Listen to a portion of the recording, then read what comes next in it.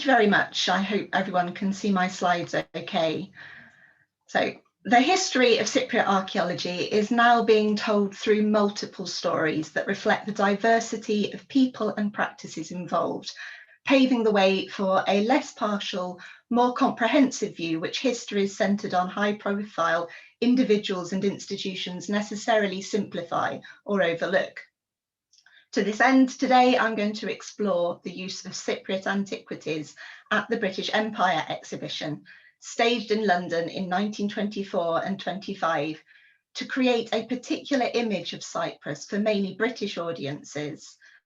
These antiquities were provided by the colonial government and in a private capacity by Jelajian, an ethnic Armenian employed by the British administration, and were later sold to Leeds Museum. Jelajian came from an Armenian family based in Constantinople, and in 1880 he was appointed to the land survey team as clerk and interpreter to the director of survey, Lieutenant Kitchener, playing a vital role in the recording of local names, which was a key part of this survey. The process of journeying and inquiring across Cyprus, the parade in Michael Given's term, would have provided excellent opportunities for collecting antiquities from local farmers and dealers. Jelajian and his fellow workers are largely invisible in published accounts of the land survey, though they are recorded in the well-known photograph of the team, which we've already seen in the earlier phase of this conference. Kitchener is seated at the front, displaced from the centre only by the all-important theodolite, and the preeminence of the British officers is suggested both by their uniforms and their control of the equipment and the map. Jelajian is the second on the right. Kitchener too was interested in Cypriot archaeology, and it's intriguing to consider whether he and Jelajian may have compared notes on this and on their collections. However, the British administration was highly hierarchical, and it's perhaps unlikely that Jelajian's identity as a collector took precedence over his role as a subordinate. Due to the intensely paper-generating record-keeping of the British administration in Cyprus, Jelajian's career in the Survey and Central Land Registry Department can be reconstructed in great detail. Cyprus State Archive papers record anything which impacted on Jelajian's professional duties, right down to a minor incident in which he was rebuked for gambling at cards. The sheer quantity of these records illustrates the extent to which the administration involved itself with the affairs of its employees, perhaps especially those who were not British. In exchange for this extensive surveillance, competent employees could expect continued employment, paid leave, and steady career progression, although distinctions were carefully preserved between British and non-British employees. Jelajian's responsibilities and salary grew over time, and he was promoted to chief clerk and interpreter, a pensionable role which gave him financial security and therefore a degree of geographical flexibility in his later years. What might be termed biographical archives, census and travel records, marriage certificates and probate calendars also allow the movements of Jelajian and his wider family to be mapped. After his retirement in 1919, Jelajian emigrated to join his wider family in North London, apparently taking most of his collection with him. The movement of these objects is therefore best understood not in the context of colonial exploitation or of nationalist museum building, but as a consequence of personal history and a societal attitude to antiquities which permitted them to be disposed of as personal property within certain administrative constraints.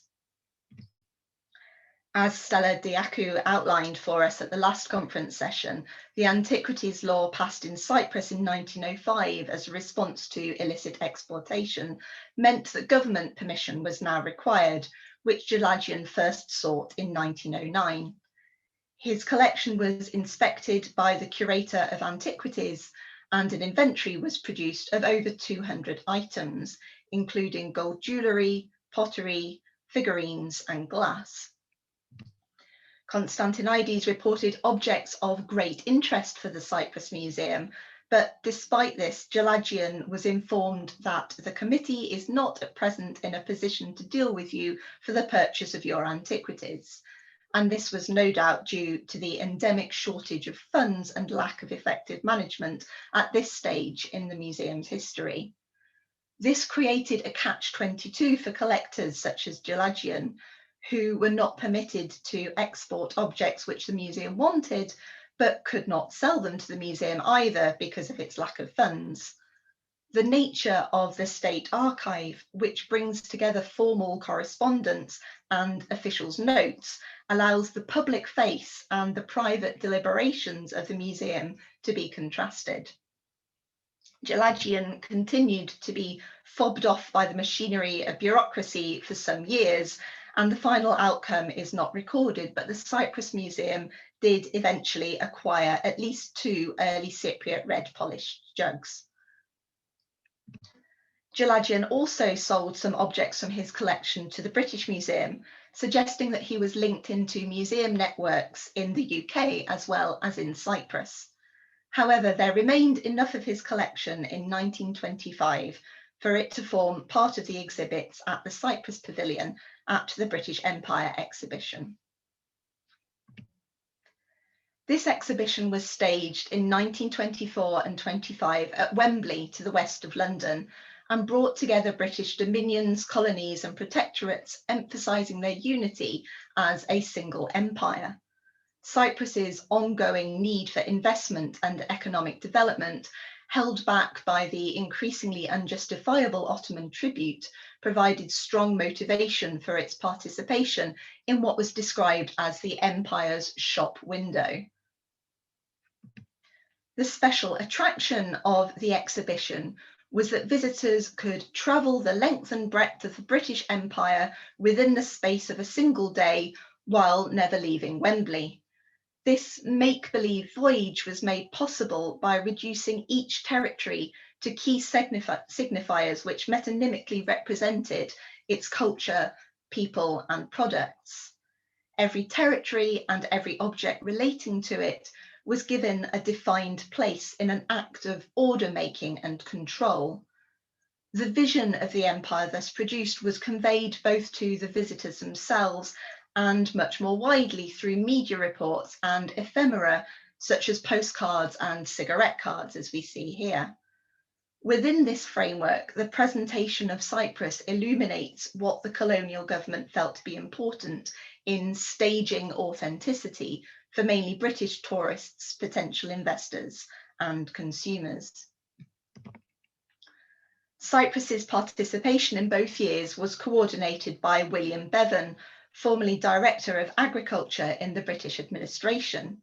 And as we learned from Lena yesterday, Bevan had his own collection of antiquities, including part of a copper ingot from the mines of Cyprus. In 1924, Cyprus shared a pavilion with Palestine, designed by a British architect, characterised by oriental signifiers, including twin domes and a white exterior set off with horizontal orange stripes. In 1925, Cyprus inherited the pavilion formerly occupied by Fiji. This was altered to recreate the oriental motifs by adding a dome, a more elaborately arched doorway, and the horizontal stripes, this time in blue.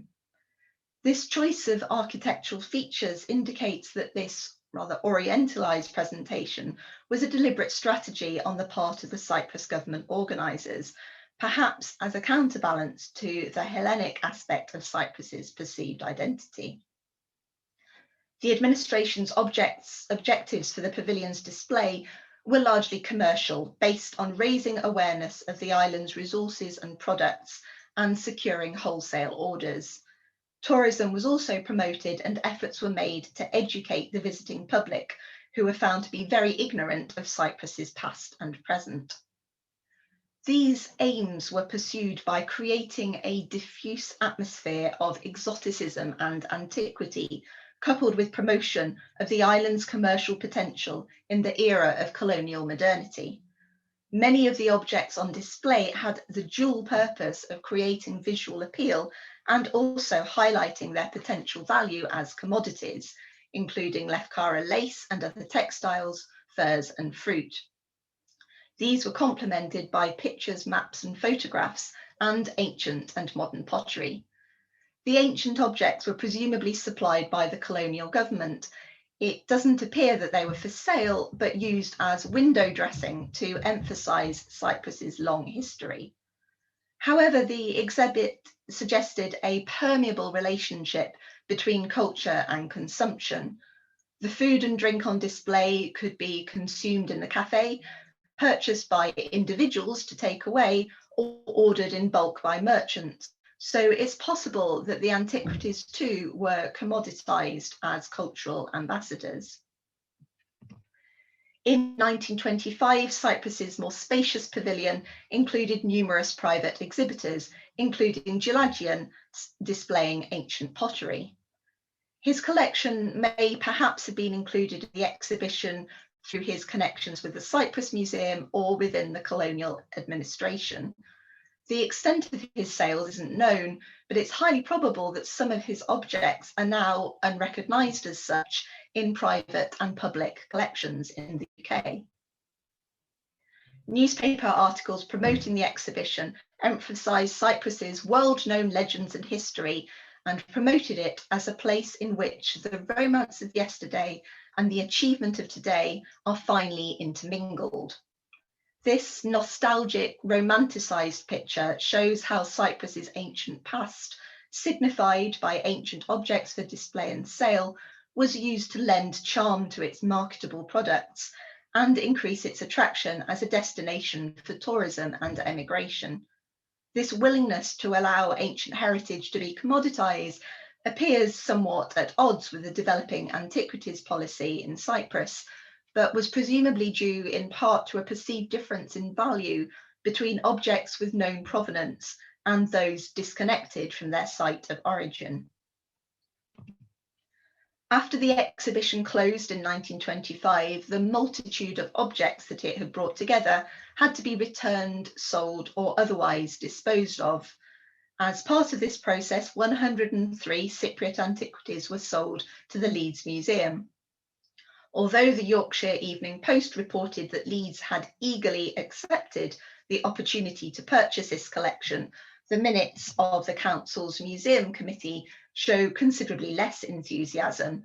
The offer was considered for some time before being turned down and was then eventually reconsidered.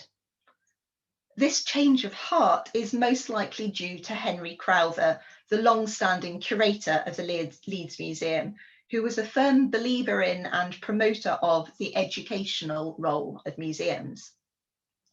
In 1902, he had gratefully accepted a donation of duplicate objects from Enkemi and Claudia Tremethos from the British Museum in order to use it in the Leeds Museum's work with school children, and he probably wanted the Wembley collection for similar reasons.